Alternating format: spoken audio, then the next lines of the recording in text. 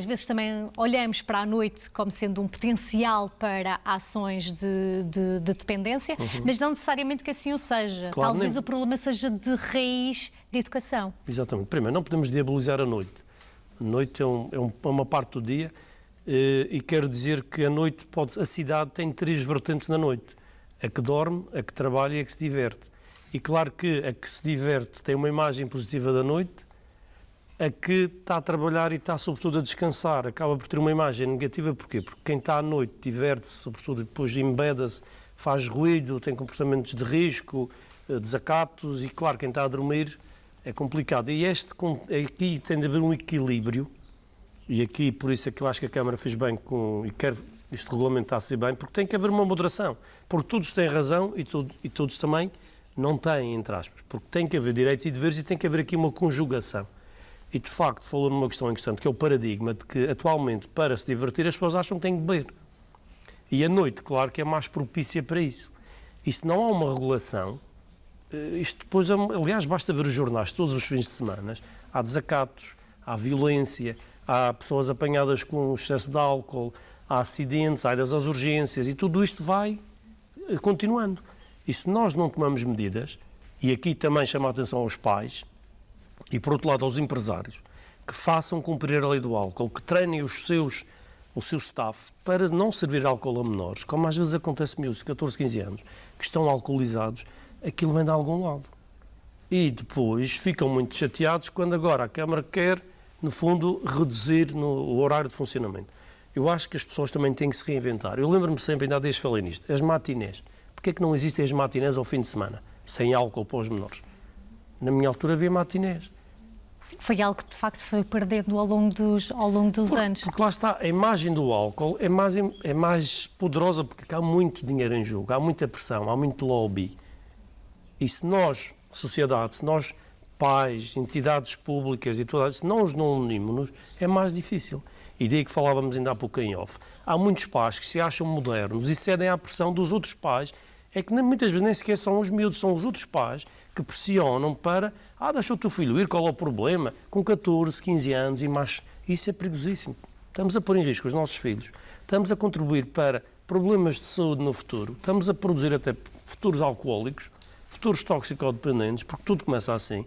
Quando, com 14 anos, devemos estar em casa, em família, a jogar jogos de tabuleiro, a se divertir, a fazer outras coisas que não ir para a discoteca e se embebedar. E é isto que temos a Porque lá está também, há tempo para tudo. Daí a própria lei o que é que determina quando falamos ao consumo de álcool e à entrada até esses estabelecimentos noturnos? Estabelecimentos noturnos é aos 16, mas para consumo de álcool é proibido facultar, publicitar, disponibilizar, vender álcool a menores de 18 anos.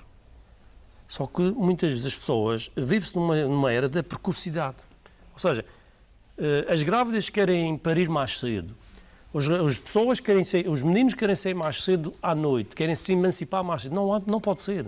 Há ritmos, há orientações, há regras que têm de se cumprir, porque senão estamos a pôr em risco os miúdos. Que impacto é que pode ter, efetivamente, este consumo mais precoce do álcool? Em termos, por exemplo, do fígado, por exemplo, logo, em termos do cérebro, porque o cérebro forma-se até aos 25 anos e está-se a desenvolver, e o álcool tem um impacto muito negativo, por exemplo, depois noutras questões, violência, sexo desprotegido, não é por acaso que as doenças sexualmente transmissíveis estão a aumentar entre os mais jovens, e isso tudo tem impacto.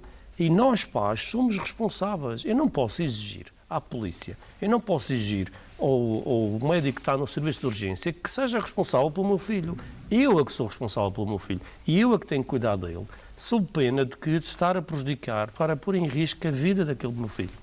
E tocou até num ponto importante, que não é apenas para os mais jovens, mas transcende a qualquer faixa etária, o saber estar quando se toma álcool, porque se falamos no álcool é uma droga. Claro. A droga vai causar um efeito alterado ao organismo. Exatamente. Há pessoas que não sabem, não sabem, o organismo tem uma reação muito agressiva ao álcool. O álcool é um depressor do sistema nervoso central, mas inicialmente tem um efeito eufórico.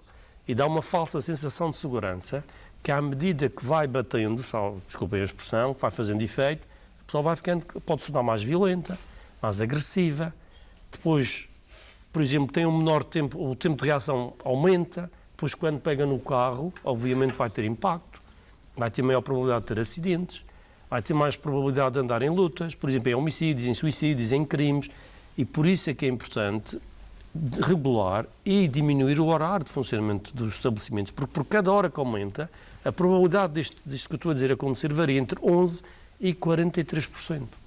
E é importante regular isto. Aliás, ainda a semana passada houve uma rusga numa zona do Funchal em que apanharam uma série de pessoas de tráfico de droga, não estavam habilitadas para conduzir, depois apanharam também operações stop, crimes, desacatos, e é importante prevenir, é importante, porque o álcool tem este efeito. E depois com o problema, o policonsumo, porque depois no meio de tanta gente aparece o tráfico de droga.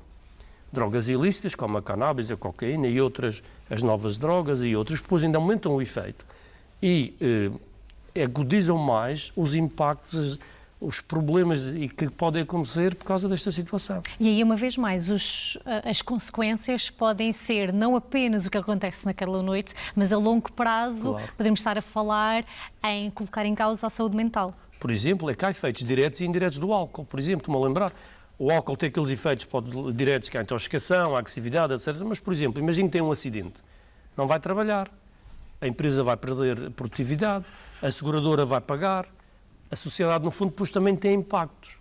Porque criou-se uma narrativa também, que é importante chamar a atenção, que o Estado ganha dinheiro com o álcool e com o tabaco. Isso é mentira.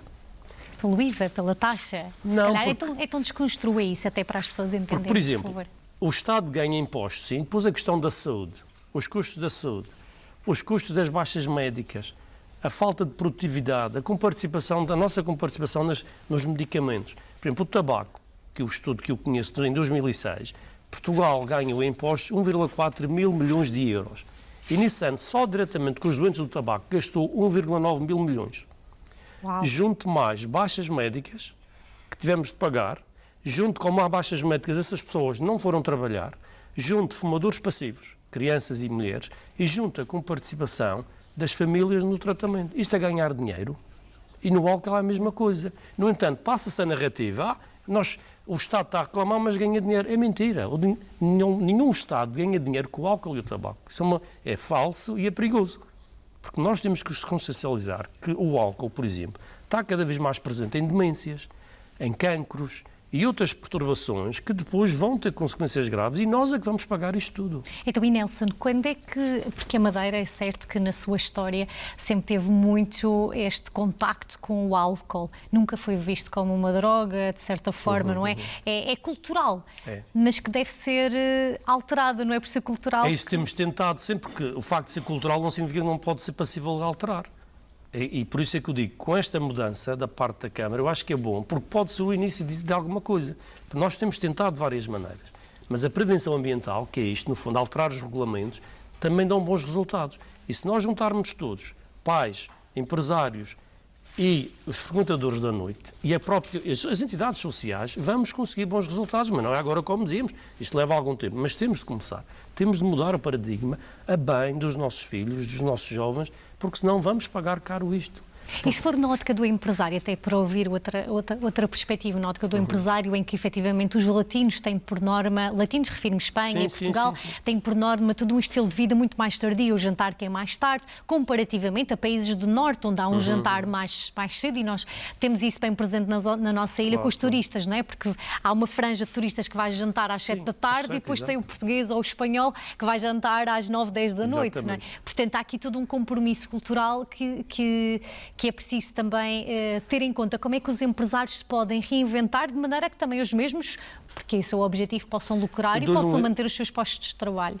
Eu acho que aqui não vai haver problema com postos de trabalho, isso é uma falsa questão, porque as pessoas vão continuar a sair à noite, vão sair mais cedo.